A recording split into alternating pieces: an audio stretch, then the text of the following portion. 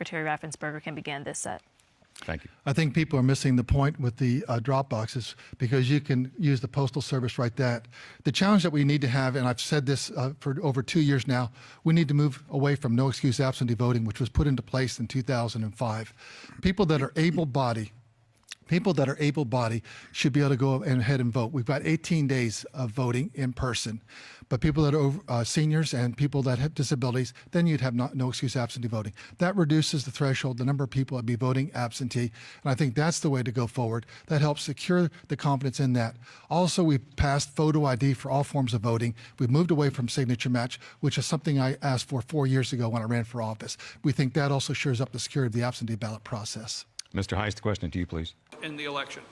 Well, actually, an earlier speaker said that it was not allowed in state law, but actually it was in state law.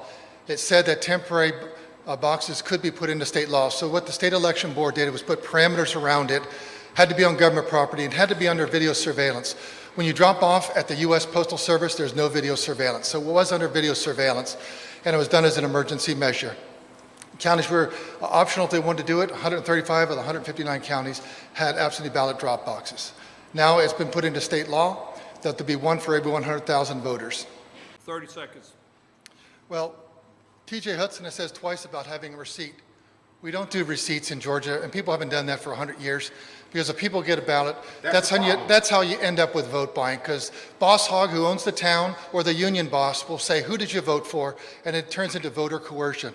Then the other thing is, if there's lack of confidence in the system, it's because people like Jody Hice have been lying.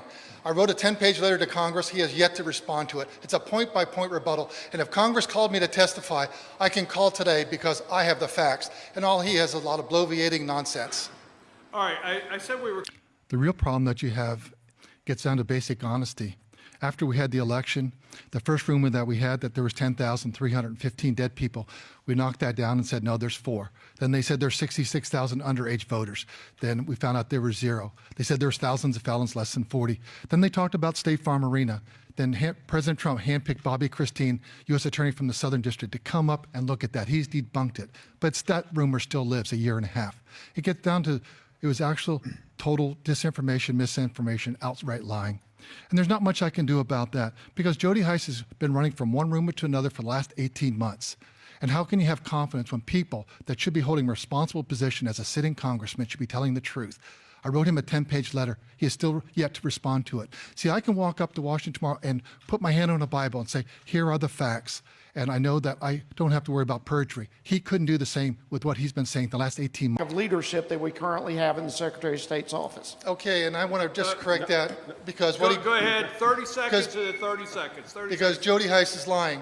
We wrote 95% of House Bill 316, which outlawed ballot harvesting. We took out of Arizona's law the whole language for banning ballot harvesting. SB 202, we probably wrote about 75%.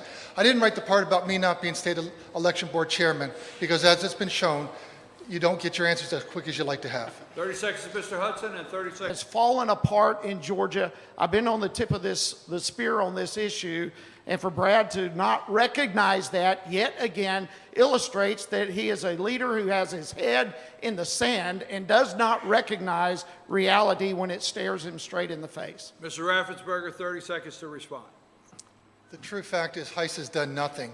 When we controlled the House, the Senate, and the presidency, he did not do and not introduce a single piece of election reform legislation. But meanwhile, back here in Georgia, we are now ranked #1 by Heritage for election integrity, but also I am currently fighting Stacey Abrams, pushing back on her lawsuit to make sure that we can continue to ask citizenship checks so we can make sure that only American citizens are on our voter rolls. Okay, Mr. Bell. Been running around Georgia for the last 18 months, lying about our election process. That's what destroys confidence. At the end of the day, we had an election where we verified it and investigated every single allegation, and he continues to stand here today and lie. Drop boxes were allowed in state law, and we put barriers and guardrails around that to make sure that it had to be on government property with photo ID. And we stood up an absentee ballot fraud task force to make sure that we can investigate any allegation. And we have investigated allegations. In fact, recently we received a video about a man in Gwinnett County. We investigated, and the 5 ballots that he turned in were all himself and his family members. 30 seconds to you, Mr. Hice, to rebut. Yeah, listen, ballot drop-off boxes were not legal. until after Brad made them. No, you have to read the code. They're in there. No, Brad. I've read the code. You haven't. No, listen. If you read we the never code, you'll had see it's ballot. in- Did we have ballot drop-off boxes They before? were allowed by Did we state- have them the liberals before? were going to use the those. answer and is liberals, no. No, the liberals were going to put them in their counties, and because it was allowed by state, state law. We've Read never the had code. drop-off boxes until Brad Raffensperger. It was a we middle have of a never sent pandemic, out and that's why the absentee liberals are ballot going to put them in requests. their counties. Excuse me, this is my time, Brad. We got to go back to one at a time, please. Yes, take 20 seconds to finish, thank Mr. you. Hice, and then Mr. Raffensperger. We have never had drop-off boxes until Brad Raffensperger. We have never sent out to everyone on our voter registration file unsolicited absentee ballot requests until Brad Raffensperger. We have never had ballot harvesting in this state like we are now watching on television footage until Brad Raffensperger. That is the fact. And Brad loves to call me a liar, but the facts are the facts, and he has destroyed election integrity. 20 seconds to you, Mr. Raffensperger, and we're going to move on. The liberal groups were going to be sending out absentee ballot applications to all of their party. okay. But also you would have had people getting multiple applications, and the counties had no one in the offices because we were in the middle of a pandemic. By sending out one application to all active registered voters, it reunified the process and made everyone sure that everyone got treated the same. I followed the law and I followed the Constitution. Thank you. Mark Nisi, next. How much can you discuss on that, or can you make some comments concerning that phone call that day? Well, it was apparent to me that President Trump had this information, and I wanted to respectfully let him know. When he said that there was 5,000 dead people, I said, no, sir, we only found 2. Actually, it was in the lawsuit, it was 10,315. Eventually, we did find 4. 2,056 felons, there was less than 74. They alleged 66,000 underage voters, there was 0. And they said there's 2,423 non-registered voters, there was 0. Every allegation that was made, we had checked out by that time. And so I just wanted to respectfully let him know, Mr. President, no, the numbers don't add up. And that's what we did in that 1-hour conversation. Also, my general counsel weighed in about some of the issues he raised about out in Cobb County, about disposing of things. Said, no, sir, no, Mr. President, that's not happened. But he was fed an awful lot of false information, and that may have led him where he was on that day. Okay,